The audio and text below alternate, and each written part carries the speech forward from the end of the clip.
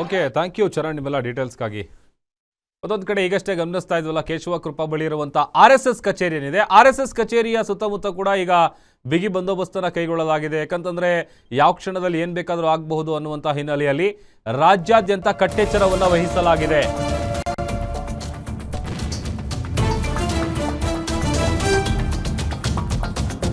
ದೆಹಲಿಯ ಕೆಂಪುಕೋಟೆ ಬಳಿ ನಡೆದಂತಹ ಸ್ಫೋಟದ ವಿಚಾರಕ್ಕೆ ಸಂಬಂಧಪಟ್ಟಂತೆ ಪ್ರಧಾನಿಗಳು ಪೋಸ್ಟ್ ಅನ್ನು ಹಾಕಿದ್ದಾರೆ. ಸ್ಫೋಟದಲ್ಲಿ ಮೃತಪಟ್ಟವರ ಕುಟುಂಬಗಳಿಗೆ ಸಂತಾಪವನ್ನ ಸೂಚಿಸಿದ್ದಾರೆ. ಗೃಹ ಸಚಿವ ಅಮಿತ್ ಶಾ ರಿಂದ ಎಲ್ಲಾ ಮಾಹಿತಿಯನ್ನ ಪಡ್ಕೊಂಡಿದ್ದೀನಿ. ದೆಹಲಿಯ ಕೆಂಪುಕೋಟೆ ಸ್ಫೋಟದ ಕುರಿತು ಟ್ವೀಟ್ ಮಾಡಿದ್ದಾರೆ ಪ್ರಧಾನಿ ನರೇಂದ್ರ ಮೋದಿ ಅವರು. ಘಟನೆಯಲ್ಲಿ ಗಾಯಗೊಂಡಿರುವವರಿಗೆ ಚಿಕಿತ್ಸೆಗೆ ನೆರವನ್ನ ಕೊಡ್ತೀವಿ. ಸ್ಫೋಟದಲ್ಲಿ ಮೃತಪಟ್ಟವರ ಕುಟುಂಬಗಳಿಗೆ ಸಂತಾಪ ಸೂಚಿಸುವೆ. ಮತ್ತೊಂದು ಕಡೆ ಗೃಹ ಸಚಿವ ಅಮಿತ್ ಶಾ ಅವರಿಂದ ಎಲ್ಲಾ ಮಾಹಿತಿಯನ್ನ ಪಡೆದುಕೊಂಡಿದ್ದೀನಿ ಅಂತ ಟ್ವೀಟ್ ಮಾಡಿದ್ದಾರೆ ಮೋದಿ ಅವರು. ಒಂದು ಕಡೆ ಕೇಂದ್ರ ಗೃಹ ಸಚಿವ ಅಮಿತ್ ಶಾ ಅವರು ಆಸ್ಪತ್ರೆಗೆ ಭೇಟಿ ಕೊಟ್ಟಿದ್ದಾರೆ. ಗಾಯಾಳುಗಳ ಆರೋಗ್ಯವನ್ನ ವಿಚಾರಿಸ್ತಾ ಇದ್ದಾರೆ. ಇತ್ತ ದೆಹಲಿಯಲ್ಲಿ ನಡೆದಂತಹ ನಿಗೂಢ ಸ್ಫೋಟದ ವಿಚಾರಕ್ಕೆ ಸಂಬಂಧಪಟ್ಟಂತೆ ಟ್ವೀಟ್ ಮಾಡಿದ್ದಾರೆ ಪ್ರಧಾನಿ ನರೇಂದ್ರ ಮೋದಿ ಅವರು. ಗೃಹ ಸಚಿವರ ಬಳಿ ಎಲ್ಲ ಮಾಹಿತಿಯನ್ನ ಪಡ್ಕೊಂಡಿದ್ದೀನಿ. ಒಂದು ಕಡೆ ಗಾಯಗೊಂಡಿರುವಂತಹ ಗಾಯಾಳುಗಳಿಗೆ ಚಿಕಿತ್ಸೆ ಕೊಡುವಂತಹ ವಿಚಾರಕ್ಕೆ ಸಂಬಂಧಪಟ್ಟಂತೆ ನೆರವು ಕೊಡ್ತೀವಿ. ಅದರ ಜೊತೆಗೆ ಈ ಒಂದು ಸ್ಫೋಟದಲ್ಲಿ ಮೃತಪಟ್ಟಂತಹ ಕುಟುಂಬಗಳಿಗೆ ನನ್ನ ಸಂತಾಪಗಳು ಅಂತ ಸಂತಾಪ ಸೂಚಿಸಿದ್ದಾರೆ.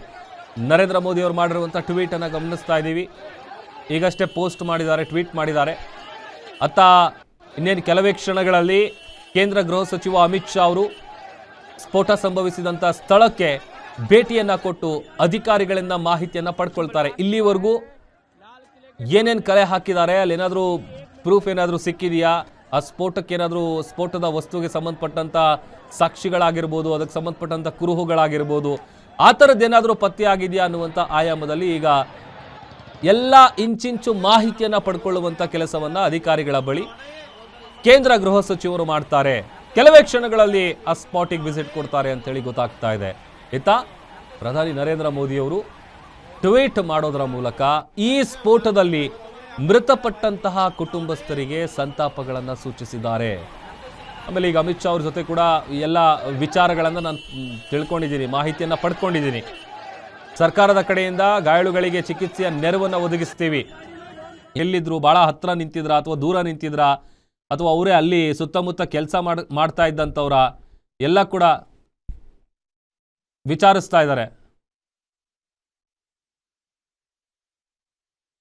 ದೃಶ್ಯದಲ್ಲಿ ಗಮನಿಸ್ತಾ ಇದ್ದೀವಿ, ಅಲ್ಲಿ ಗಾಯಾಳುಗಳ ಆರೋಗ್ಯವನ್ನು ವಿಚಾರಿಸ್ತಾ ಇದ್ದಾರೆ. ಹೇಗೆ ನಡೀತು, ಏನಾಯ್ತು, ನಾ ಹೇಳ್ತಾ ಇದ್ದಲ್ಲ. ಯಾಕಂತಂದ್ರೆ ಅವರು ಅಲ್ಲಿ ಹೋಗ್ತಾ ಇದ್ದಂಥವ್ರ ಅಥವಾ ಅಲ್ಲೇ ಏನಾದರೂ ವ್ಯಾಪಾರ ಮಾಡ್ತಾ ಇದ್ದಂಥ ವ್ಯಾಪಾರಸ್ತ್ರ ಅಥವಾ ಸುತ್ತಮುತ್ತ ಇರುವಂಥ ಅಂಗಡಿಗಳಲ್ಲಿ ಇದ್ದಂಥವ್ರ, ಅವ್ರು ಎಲ್ಲಿಗೆ ಹೋಗ್ತಾ ಇದ್ರು, ಘಟನೆ ನಡೆದಾಗ ಅವರು ಎಲ್ಲಿದ್ರು, ಎಲ್ಲ ವಿಚಾರವನ್ನು ಮಾಹಿತಿಯನ್ನು ಪಡ್ಕೊಳ್ಳುವಂಥ ಕೆಲಸವನ್ನು ಕೇಂದ್ರ ಗೃಹ ಸಚಿವರು ಮಾಡ್ತಾ ಇದ್ದಾರೆ. ನೋಡಿ, ಅವರಿಗೆ ಬೆಡ್ ಮೇಲೆ ಮಲಗಿರುವಂಥ ಗಾಯಾಳುಗಳಿಗೆ ಎದ್ದೊಳೋದಕ್ಕೂ ಕೂಡ ಭಾಳ ಕಷ್ಟ ಆಗ್ತಾ ಇದೆ. ಅಂದರೆ ಆ ಮಟ್ಟಿಗೆ ಪೆಟ್ಟಾಗಿದೆ.